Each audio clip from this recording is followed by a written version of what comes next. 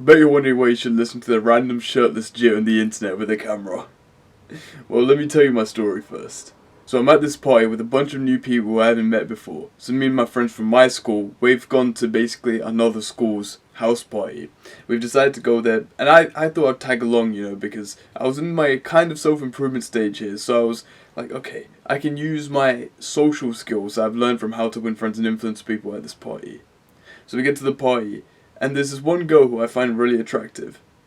So I start talking to her, we start hitting it off, we're having a good conversation. I'm going to fast forward a bit through the entire situation where she asked my number and this or this. So near the end, she had basically asked my number.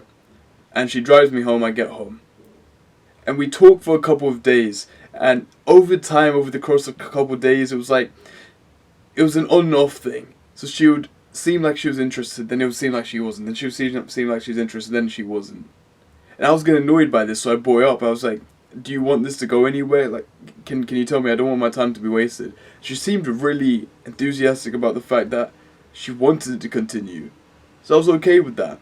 We kept talking for a couple of days on, and I asked her out to go and do something. And then one of her male friends from school replied on her phone, which then obviously crushed my ego entirely.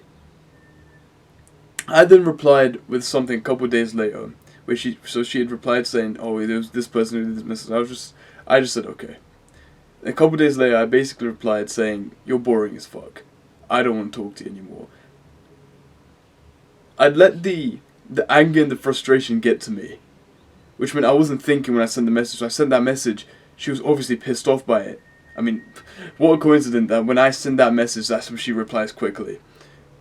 But she was pissed off by that message. And I felt bad.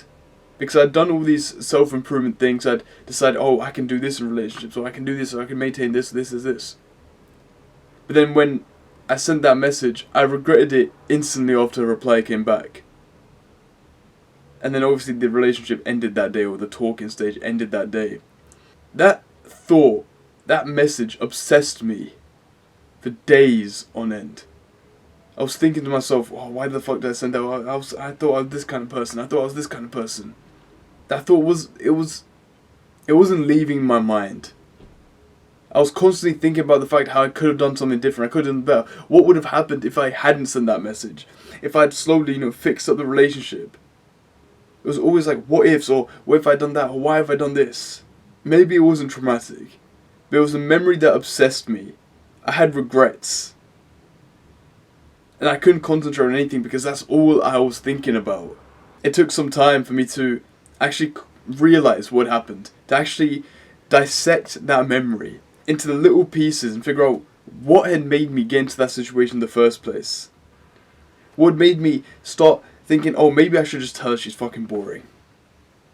Then when I thought to myself, it was that I was this clingy, obsessive person who needed attention. And anytime she didn't reply, maybe she was busy, maybe she was doing something else, I would message her and be like, oh, what are you doing? That was just me simply needing attention. I was too needy. Some people may think, oh, but that's not a bad thing, it just means you care. But it made her less attracted to me. I'm going to try my best to not waste your time more than I have to. Other than now, I'm just going to waste it a little bit.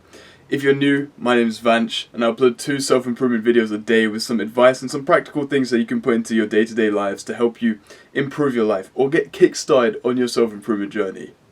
So I want you to go and click down and subscribe and the post notifications so you can see more videos like this. Your YouTube homepage will be filtered with more self-improvement videos, and you'll also get a little notification whenever I upload with things that you can apply.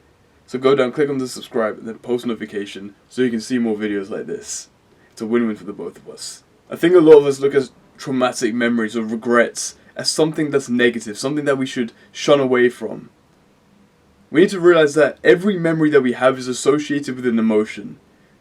There's something that we feel in that certain moment that is associated with the remembering of that situation. So say you have a memory that you feel sad about, that you don't really want to feel sad about anymore, or that something that's obsessing you. This usually works with a memory that you can't stop thinking about, and it's really pulling you back. And it's not letting you focus, it's not letting you move forward. How do you stop that memory from obsessing you? How do you stop thinking about it? How do you stop regretting it? It's a good question. Now I have the answer for you. The way to stop this memory obsessing you is to analyze it down to the tiniest segments, the tiniest parts of why this happened, why this happened, why this happened. You analyze that memory in dialogue with yourself. You think to yourself, why did I do this? Why did I do that? And once you break it down to the point where it's like you figured out the solution to avoid putting yourself in a situation where that memory can happen again, the memory, the emotions associated with that memory go away. It seems like this magic thing. It seems so impossible, unbelievable.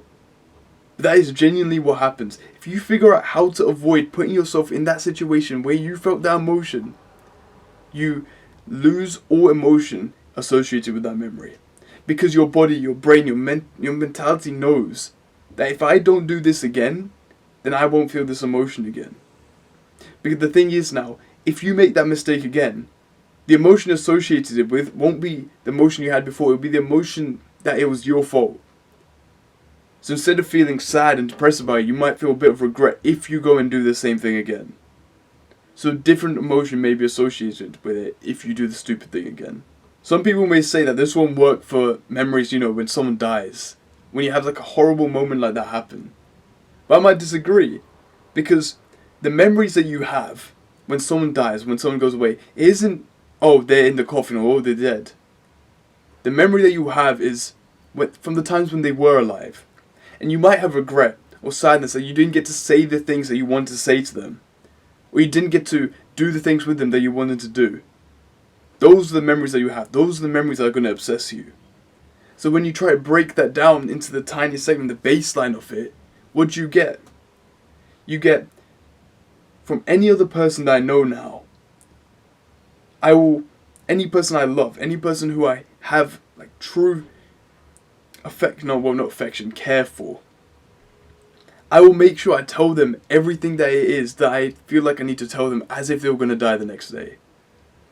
I'm going to spend time with this person as if I would not know who they were the next day, as if it was the last time I was meeting them. And then once you figure out that solution, that's the solution to any other person you meet from then on, to avoid putting yourself in a situation that if that person were to die, I'm going to have these regrets. I'm going to feel sad about this. That's how you avoid it. And then soon enough, that emotion of regret, sadness, despair and guilt fade away. Because you start treating the people around you in the way that you wish you had treated that one person. And the emotion with that memory that was obsessing you goes away. And now the important way to go about this is, how do you actually break it down? Because I struggle with this as well, because you don't really want to bring the truth out. You have to bring the truth out to break down that memory. And personally, yes, I already said this, I struggle with this a fuck ton.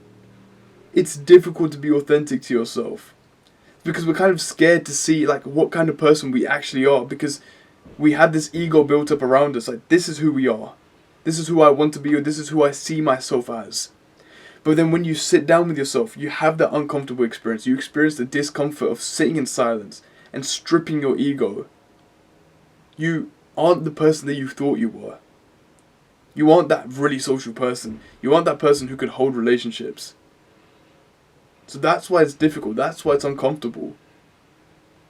But we have to have that seated conversations with ourselves in silence, in solitude, to figure out our answers.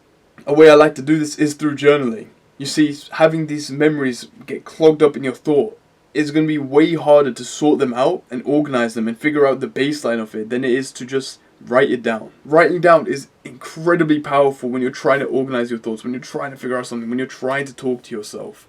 Anytime I felt overwhelmed, if too much was going on, I would either type onto my How's My Mental Health Notion template or into my journal. Simply pick up my journal, pen, start writing. This is how I feel, this is how I feel, this is how I feel. Maybe I don't feel those ways. Maybe I'm trying to validate how I feel. But if I keep writing, eventually, at some point, I will get down to the root of my problem. Because the thoughts will keep coming, they'll keep coming. And eventually I'll get to that root. Eventually I'll figure out what I need to solve. Use journaling, use meditation, use staring at a wall as a way to break down those traumatic memories. To break down those memories that are obsessing you. And once you do that, once you figure out the solution to stop putting yourself in situations where that can happen again, that's how you get a memory to stop obsessing you. That's how you stop that trauma from looming over you. That's how you take away its power over you. And you can take control over your mentality, your life, your focus, your actions from that point on. And if we're able to do that, if we're able to write down, figure out what it is our problems are, and organize them and solve them, everyone would be this capable person with unlimited unlimited potential. To fuck up my own motivational speech there. And I feel that's a beautiful thing to aim towards. So thank you for listening to me. I hope that advice has been helpful. Apply that genuinely in your own life. Anything is obsessing you, to get that clear mind, that clarity that you'd like. Thanks for listening, man. Go get that shit. Love.